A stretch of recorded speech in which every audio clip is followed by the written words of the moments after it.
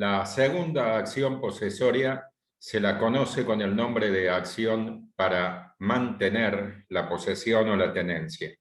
Ha sido regulada en el artículo 2242, que es una norma extensa, porque no únicamente que le brinda una designación, le da el nombre, sino que además menciona todos los elementos que se requieren para que sea una acción operativa. Entonces, para la exposición voy a compartir en una pantalla el texto del artículo aludido y en un gráfico los elementos que surgen de ese mismo texto. Comparto pues como adelanté, comparto la pantalla y se observa en la parte superior que el artículo 2242 en el encabezamiento precisamente brinda el nombre aludido, es decir, acción para mantener la tenencia o la posesión. Y luego, en el cuerpo del artículo, que está compuesto por 3 párrafos, se indican cuáles son todos los elementos que se contienen y que hacen a la acción operativa. En el gráfico se observa que los elementos son 4, son los mismos elementos que siempre se mencionan para comprender el funcionamiento de cualquier tipo de acción. Y en primer lugar, puede analizarse la legitimación activa, es decir, el estudio de los sujetos que están facultados, que están autorizados, que están legitimados para promover este juicio, para iniciar esta demanda. Y tal como surge del gráfico, ahora destacado, los legitimados son todos los poseedores y todos los tenedores. Por supuesto que además de surgir del gráfico, se respalda o se sostiene con el texto legal. Véase que en la parte inicial del cuerpo del artículo se establece lo siguiente: corresponde la acción de mantener la tenencia o la posesión a todo tenedor o poseedor sobre una cosa o una universalidad, aunque sea vicioso.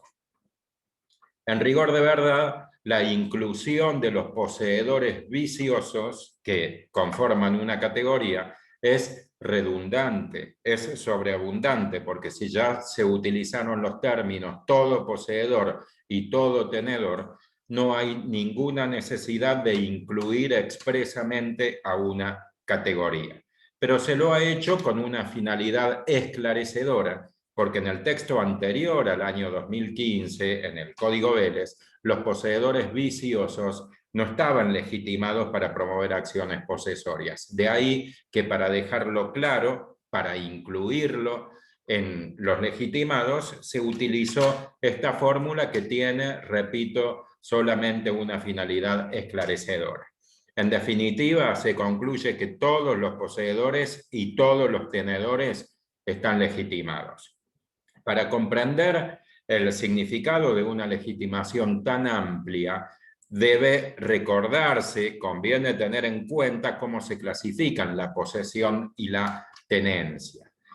Son dos clasificaciones similares. La clasificación de la posesión es más completa, es más extensa que la clasificación de la tenencia, pero básicamente son muy similares. Entonces, recuérdese que los poseedores se clasifican en poseedores legítimos o ilegítimos. A su vez, los ilegítimos se clasifican en poseedores ilegítimos de buena fe o de mala fe. Y a su vez, los poseedores ilegítimos de mala fe pueden ser de mala fe simple o de mala fe viciosa. Conforme al texto legal, entonces, todos, la totalidad de los poseedores pueden promover esta demanda. Por su parte, los tenedores, recuérdese que pueden ser tenedores legítimos o ilegítimos, y a su vez los ilegítimos pueden ser de buena fe y de mala fe. Entonces, se concluye que conforme al texto, la totalidad de las especies de tenedores mencionadas también están legitimadas para promover esta demanda. En segundo lugar, debe pasarse al análisis de la lesión habilitante, es decir, qué acto autoriza al inicio de esta acción. Es decir, cuáles son los hechos que deben narrarse en la demanda, en el aspecto práctico. Y el acto lesivo tiene un nombre muy específico que se lo conoce como turbación. Se llama turbación. Y se presenta en tres modalidades. Existe la turbación material, la turbación por amenazas y la turbación por obra inminente. Son las tres categorías de turbación. En primer lugar, lo que debe tenerse en cuenta antes de abordar el análisis de cada una de las tres formas de turbación es que el término turbación debe ser interpretado en sentido técnico, en sentido jurídico, porque coloquialmente y también a veces en los ámbitos jurídicos se lo suele utilizar de manera ambigua, de manera equívoca. Se suele utilizar el término turbación como cualquier tipo de molestia y no debe ser interpretado en ese sentido. El término turbación, en términos jurídicos, en términos técnicos, necesariamente debe tender al desapoderamiento. Es la tentativa de producir el desapoderamiento, es la intención de despojar. Las molestias no son turbación. Si una persona ocupa un inmueble y es molestado por otra, por ejemplo, por el vecino, porque lo molesta con ruidos, olores, luminosidad, vibraciones, humo, temperatura. Por más graves que sean las molestias, así se trate de un vecino que escucha Ricardo Arjona, no se configura la turbación porque no da lugar a una acción para mantener, puesto que no hay ninguna intención, no hay ninguna finalidad de despojar. Ese tipo de molestias también están tuteladas, pero por otra vía. Existe otra vía para demandar. La acción para mantener precisamente en atención a su finalidad requiere que el acto lesivo sea turbación. Y por definición, la turbación tiende a el despojo, tiende al efectivo desapoderamiento. Entonces, como adelanté, hay tres modalidades de turbación. La primera es la turbación material, la segunda la turbación por amenazas y la tercera es la turbación por obra inminente. La turbación material ha sido consagrada en el artículo 2238, transcripto debajo del gráfico. Véase que se indica claramente que para promover la acción, para mantenerse requiere la turbación. Acá está destacado, en primero, ya previamente destacado con color y ahora destacado con el cursor. Entonces se requiere la turbación. Y luego se indican cuáles son los 4 elementos que componen la turbación material, que están destacados con color, que son los siguientes. En primer lugar, los actos materiales, es decir, que si un sujeto X, por ejemplo yo, soy poseedor o tenedor de un objeto, por ejemplo inmueble, para considerarme turbado, tiene que venir otra persona y ejecutar actos materiales, como romper la puerta, como romper una ventana, como levantar un portón o una tranquera, o también puede ser mediante la destrucción de las estructuras que se requiere para el suministro de los servicios públicos, es decir, para la provisión de agua, de gas y de luz. Luego, además de los actos materiales, el segundo elemento es la intención de tomar la posesión. Es decir, que el sujeto que ejecuta los actos materiales, los ejemplos que ya cité, debe hacerlo con la intención de despojar. Como en el ejemplo, el afectado soy yo, debo decir con la intención de despojarme, de quitarme la posesión.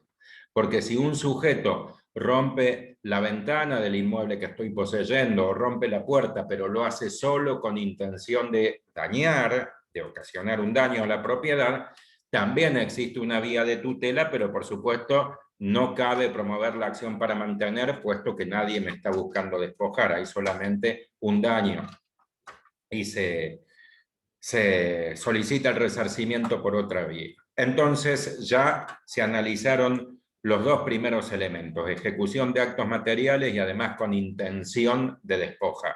El tercer elemento es que estos actos deben ser contra la voluntad del poseedor o tenedor, es decir, contra la voluntad del afectado, que también en el ejemplo soy yo, significa que no he prestado mi consentimiento para la ejecución de esos actos. Y el último de los elementos es un elemento negativo, porque se exige que no haya resultado la exclusión absoluta. Es decir, que todavía no hayan logrado privarme de la posesión o de la tenencia. Porque si eso ocurrió, debe acudirse a otra acción, que es la tercera acción posesoria, que es la acción para recuperar, y el acto lesivo ya no es turbación, sino que al haberse consumado se llama despojo, desapoderamiento o desposesión. Entonces, repito, la turbación material se configura con la concurrencia de los 4 elementos. Actos materiales con intención de tomar la posesión contra la voluntad del afectado y de los cuales no resulte la exclusión absoluta. Como ya mencioné, los típicos ejemplos de actos turbatorios, actos materiales turbatorios, son la destrucción de las estructuras que se requieren para el suministro de los servicios. Cuando una persona intenta ocupar un inmueble, suele acudir a esta tarea, a privarlo de la provisión de luz, de agua, de gas, para que el poseedor tenga que salir y luego poder ingresar a ocupar el predio. La segunda clase de turbación se la conoce como turbación por amenazas. Se la encuentra en el segundo párrafo del artículo 2242, que véase el texto, dispone lo siguiente: esta acción comprende la turbación producida por la amenaza de sufrir un desapoderamiento. Entonces, si el poseedor o tenedor afectado no se encuentra en condiciones de demandar por turbación material porque todavía no se ha ejecutado ningún acto material, pero una persona o un grupo de personas exterioriza la intención de ocupar el inmueble, ya tiene disponible la acción para mantener, puesto que la exteriorización de las amenazas configura esta segunda modalidad de actos turbatorios. Y la tercera modalidad se la conoce como turbación por obra inminente. También ha sido consagrada en el segundo párrafo del artículo 2242, en la frase que ahora se destaca en la pantalla. Véase que se alude a los actos que anuncian la inminente realización de una obra. Entonces, si el poseedor o tenedor no está siendo turbado materialmente, primero porque todavía no hay ningún acto físico sobre el inmueble, tampoco ha sido amenazado mediante expresiones exteriores, pero advierte que es inminente, que se está preparando la ocupación, y esto puede reflejarse, por ejemplo, por el acopio de materiales en el predio lindero, o también puede reflejarse cuando se ocupa un predio y luego la ocupación por el grupo de personas se extiende a los predios linderos y se va acercando hacia el inmueble que está siendo poseído por el sujeto que se considera afectado. Entonces, cuando es inminente la ejecución de una obra en el terreno del afectado, también se configura la turbación y por lo tanto también ya se puede acudir a la acción para mantener. El tercer elemento que debe analizarse es la legitimación pasiva, es decir, contra quién debe dirigirse la demanda. Y la demanda claramente puede dirigirse contra el autor, que pueden ser coautores, contra él o los sujetos que están incurriendo en la ejecución de actos turbatorios. Trátese, repito, de turbación material, de turbación por amenazas o de turbación por obra inminente. Y por último, debe analizarse el contenido de la sentencia. En la hipótesis que el sujeto que demanda esté legitimado porque sea poseedor o tenedor, que se acredite la existencia de actos turbatorios en cualquiera de sus tres modalidades y que los autores de esos actos hayan sido los sujetos contra los cuales se dirigió la demanda, el juez dictará la sentencia haciendo lugar y en esa sentencia debe ordenarse el cese de los actos turbatorios. Y además se pueden adoptar las medidas necesarias para que no vuelvan a ocurrir. Y esas medidas necesarias no son otras que la imposición de astraintes o sanciones conminatorias. Recuérdese que las astraintes han sido definidas y consagradas en el artículo 804, acá se lo puede ver en la parte final de la pantalla, que establece lo siguiente: los jueces pueden imponer en beneficio del titular del derecho condenaciones conminatorias de carácter pecuniario a quienes no cumplen deberes jurídicos impuestos en una resolución judicial. Entonces, habiendo sido explicados los 4 elementos que deben tenerse en cuenta para la promoción de la demanda, puede pasarse a la lectura del artículo 2242. Véase que dispone lo siguiente: corresponde la acción de mantener la tenencia o la posesión a todo tenedor o poseedor sobre una cosa o universalidad de hecho, aunque sea vicioso. En este párrafo se consagra la legitimación activa, que los comprende a la totalidad de los poseedores y tenedores. Luego, el texto dispone que se dirige la demanda contra quien lo turba, en todo o en parte. Es decir, que se menciona la legitimación pasiva, que son los autores o coautores, y también se menciona el acto lesivo, que es la turbación. Continúo con la norma que dispone lo siguiente: esta acción comprende la turbación producida por amenaza de sufrir el desapoderamiento y los actos que anuncian la inminente realización de una obra. Es decir, menciona las dos modalidades especiales de turbación, puesto que la turbación material, la primera, ya ha sido consagrada previamente en el artículo 2238. Continúo con el artículo 2242, que establece lo siguiente: la sentencia que hace lugar, por eso se pasa al análisis de la sentencia, debe ordenar el cese de la turbación, es decir, el cese de los actos turbatorios, y adoptar las medidas pertinentes para impedir que vuelva a producirse. Es decir, puede imponer astraintes para el caso que se retome en la ejecución de los actos. Con lo dicho, doy por terminada la exposición. Una vez más, agradezco enormemente a quienes tienen la gentileza de dedicarme su tiempo. Y espero verlos pronto, sea en otro video o en una reunión del tipo presencial. Hasta la próxima.